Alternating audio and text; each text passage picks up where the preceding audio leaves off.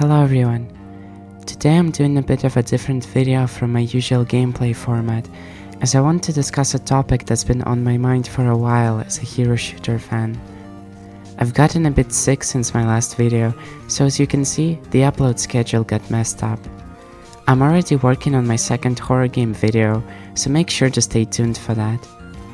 Now, what I want to talk about is a trend that I've noticed in the last few months or so.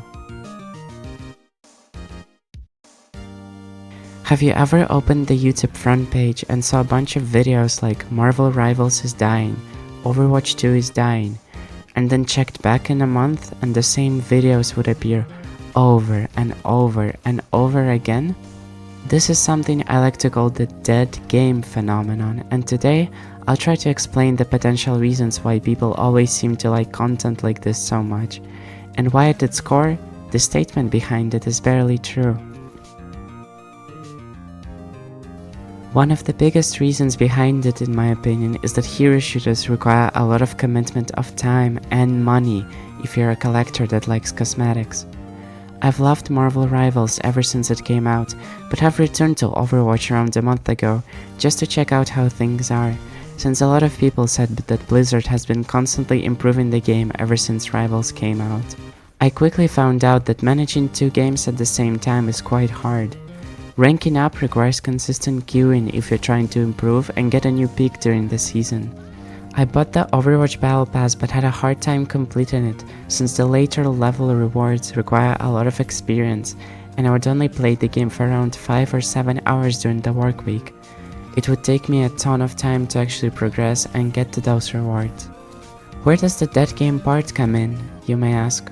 Well, if you focus on only one game at a time, you don't have that split of attention and money between the two. And since both games right now are doing quite well, painting one game as dying makes it way easier to not care about its updates or new content. Why grind rank or buy passes if the game is dead? Nobody plays it anymore and it's irrelevant. I feel like people use that feeling to free themselves from the constant commitment that modern live service games require from us. This might be obvious for some, but calling a beloved game dead is basically a free engagement glitch for the media. This is also part of why those discussions gained so much traction online. Rivals and Overwatch fandoms had this huge rivalry, no pun intended, even before the game officially released.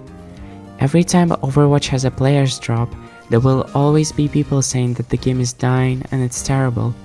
Same goes when Rivals has a rough update or a complete lack of content for the end of season. The media outlets know this and therefore always post even if there's a 0.1% decrease in the player base, as it will most definitely get some people riled up to go argue in the comment section which game is better. The worst example is that one post on Twitter that said that Rivals has lost 85% of its player base and that the game was basically dead, even though they didn't even take into the account that Rivals isn't only played on Steam, but there's also Epic Games Launcher on console, which probably doubles those Steam numbers.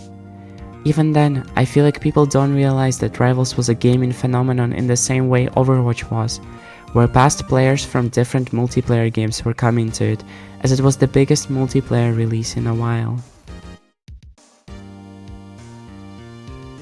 I feel like a lot of people don't really understand what player counts mean for multiplayer games. There isn't a single multiplayer game, no matter how popular, that could keep Rivals' launch numbers on an everyday basis. Yeah, I agree that some portion of players are most likely quitting due to the issues present within those games that need to be fixed as soon as possible, but I definitely think that a big factor of this huge decline is just the game finding its core player base. We are now almost a year into Rivals' lifespan, and I honestly never expected the game to keep its huge popularity forever. And don't get me wrong, 70,000 players a day is still insanely huge numbers, especially while having a popular competitor out on the market that seems to be doing everything to get rid of its past reputation. So, is Marvel Rivals dying? Is Overwatch 2 dying? My answer to you is neither. I predict that both games will continue to bring exciting updates going forward. I think both communities, and especially media outlets, should stop focusing so much on other games and instead focus on what both of them could do to create a better gameplay experience for everyone. But what do you think? Let me know below in the comments, and I'll see you next time.